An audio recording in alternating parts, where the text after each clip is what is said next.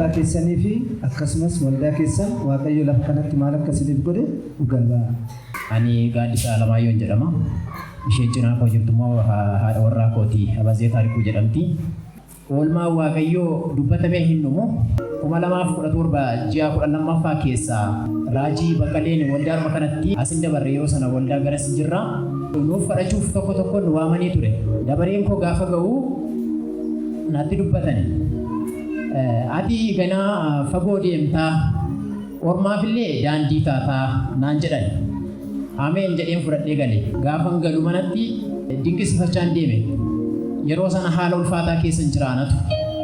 Hojiin koo naaf hin mijanne ture. Wallaansoo hamaa keessan jira. Dhuguma amma inni naan jedhame kun anuma moo nama biraati? Kun dhugaa natti fakkaatu jedhee fudhadhee gale.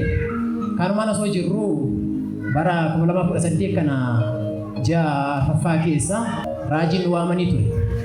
Guyyaan sun qidaameedha. Anaa fi haati warraan koo kun dhufne ishee yeroo sana dadhabduudha. Ji'a 8ffaa keessa jirti. Asitti nuu kadhatani. Anaan hojiin ani keessa jiru akka naaf hin mijanne haala ulfaataa haala hamaa garuu harki Waaqayyoo na wajjin akka jiru keessas akka na baasu keessumaa ati boru dhalootaaf hin taata dhaloota gargaartuuf raaftee naan jedhanii natti dubbatan. Ameen jedheen fudhadhe. Isheedhaan immoo seexanni karoora hamaa mucaa garaatti baattu kana sababeeffatee lubbuu ishii baasuu akka barbaade nutti himani. Haa ta'u malee Waaqayyo karoora diinaa kana cabseera jedhanii nutti himani. Yeroo sana dhugaa dubbachuuf beektu dubartiin garaatti baattu ulfaataadha. Nuuf jalqaba waan ta'eef yaadda'aa turre deddeebiillee ishii dhukkubaa ture.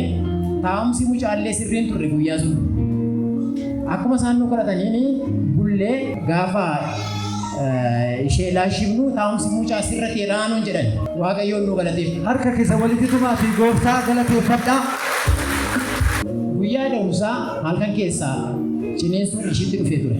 Mallattoon cineensuu gaafa dhufu akkasumas dhiibbaan dhiigaa xiqqoo ol ka'eera jedhamee ture. Beektu bara kana baay'ee ulfaataa ture. Halkan sana kaanee deemne bakka hordofaa turte. Achi gaafa deemnu amma kana eessa turtanii dhiigni ol ka'eera mucaan affanamaa jirti jedhanii yaaddoo guddaa keessa nu galchan. Kallattumaan raajiidhaaf bilbileen kanarra jirra Waaqayyoon nuuf kadhadhaan jedheen. Isaanis nuuf kadhatanii hin sodaatinaa harki Waaqayyoo isin durseera homtuun ta'uu nagaan deessinuu jedhan. Akkuma sanaan ariitiidhaan riiferii nu barreessanii gara Paawulos deemu. Gaafa achi deemnu inni dura dhiibbaan dhiigaa ol ka'eera jedhamu sanboodha miidhuudhaan deessamoo sarjarii sii hooyyannaan sarjariin akka deessu filannoo keenya godhannee sarjariidhaan rakkoo tokko malee otoo irra hin turiin nagumaan deessee mucaa nagaa haatis nagaa Waaqayyo waan guddaa nuuf godhee kaasuu nu guddisee galata amma kana ga'u nu eebbisee isa kana nu galateeffadha. Ammallee harka keessan ilillee duukaa buusaa gooftaa galateeffadhaa. Akkuma deesseen torban lamaan booda mana dhufanii akka isaan nuuf galateeffanii isaan waammadhe jennaani hojjettoonni waldaa kana raajiis dabalatee nu kabajanii Waaqayyo isaan haa eebbisu beellama nu qabanii mana keenyatti dhufanii nu galateeffatan. Guyyaa sana dabalataanii maallaan jedhu waan guddaa fuuldura kee jira. Hin gammaddaa.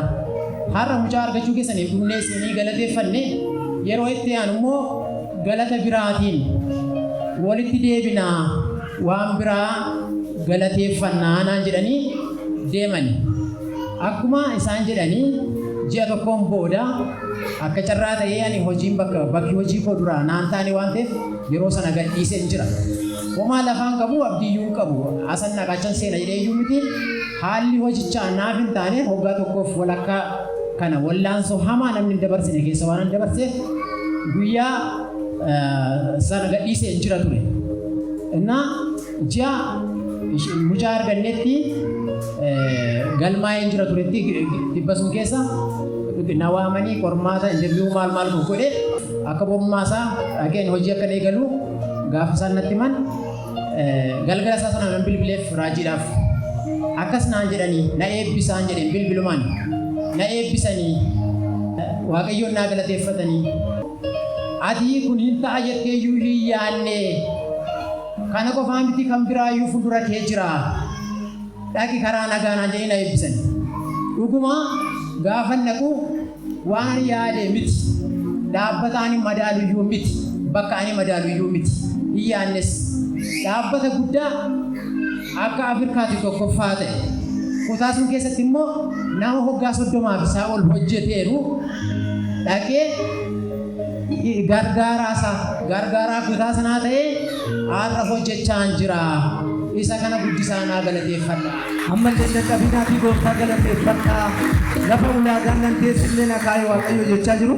Dhumarratti raajii abbaa mul'ataa waldaa kanaa mul'ata dinqii qabatanii nu tajaajilaa jiran rakkattoota qaama miidhamaa gargaaran hojjettoota waldaa kanaa ogummaa hamma naga'uun nu gaggeessaa jiran kana waaqayyo guddaa isinaa eebbisuu naa jedhaanii. Maqaan keessan eenyudha? Eessarraa dhuftanii waaqayyo lafa kanatti maal isin godhe? Maqaan koo Gammalee Maammuteen jedhama. Kan irraa dhufe Suma Kellaadha. Ani waan salphaa miti iddoo kanatti naa kadhatame gaafa dhufe baay'ee dhufe garuu foon koo fayyaadha, koo keessi fayyaadha, keessi koo madaadha. Anan dhufee miila kana gar tokko kanatti na ajjeese achiisa kadhachiifachuun as ba'e. Waan si mormutu jira waaqayyo si oolcha wanticha na argita garuu waaqayyo si oolcha naan jedhan. Achiin naa kadhatanii gaaficha nan galee ji'a arfaffaa gaafa guyyaa 28 galgala guyyaa fayyaa koloole nyaata hojjechuu manatti kasala qabsiiseera. Achiin kasala sana naannoo sa'aatii 4 ga'eera hunda isaa fixee xumureera.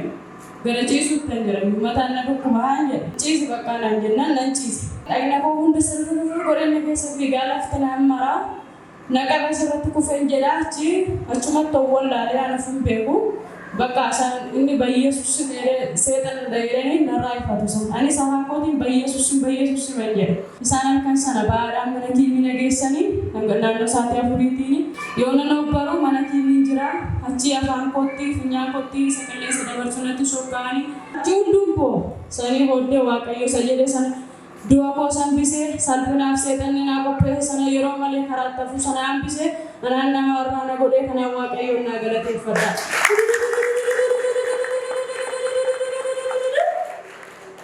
Dhugaagaatiin konni lammaffaa immoo asumatti gaafa sana raajiin fa'aa nama saba keessa deemanii kadhatu ture. Garaa baay'ee guyyaa lamaaf garaa na bokoskee otoo nan nyaatiin bakka nama garaatti baatuun fakkaadha. Yoon deemu kootii guddaa uffadha malee garattanii kootii xixiqqaa uffadhee deemuu qabu. Achiin dhufanii handhuuruma kooddoo na dhukkubu sanarra wayyaan yoo natti yoo shurraabii yoo natti akka malee na dhukkuba ture. Achiin dhufanii sanii booddedduu mana dhukkubu sanarra akka isaaniitiin hafuura dhukkubaa dhibee keessa gaa'ee jira kana keessa jedhanii akkanatti naa kadhatanii lafa kanattis nuu baasanii nuu kadhatanii hedduu guyyaa gaaf sanaatti garaan dhukkubbii kunis natti hin deebine nagaan koo guutuudha kanaaf waaqayyoon naa galateeffadha.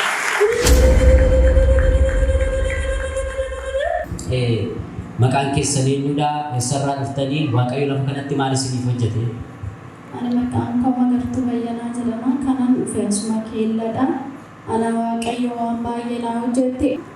Ana mucaa kana garaatti baadhee ji'a 4 yoon ta'u akka dubartii jiini itti dhufutti natti dhufe jechuudha. Mucaa kana garaatti baadhee kansaan garee kadhataa jira. Aduma qidaamee ganama natti dhufe.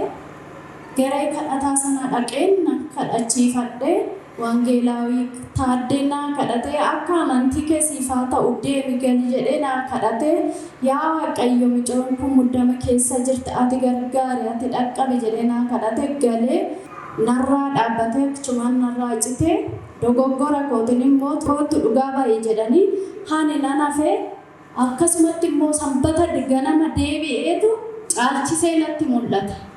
Akkanatti yoon dubbadhu dhugaa Yesuus salphaa fakkaata. Taa'uu hin danda'u, deemuu hin danda'u, raajii bira dhaqee naa kadhatee waan sirratti ta'etu jira. sirraa cabeera jedhee guyyaa aduu saniitirraa kaasee narraa hafee gubaa sunis narraa badee mana yaalaa nan dhaqee nan laalame mucaan kee nagaadha jedhanii raajis nan ka'e hundumaa nan ka'e mucaan kee nagaadha naan jedhan. Anaa galateeffadhaa waaqayyo. Galateeffadhaa fi gooftaa kanaa.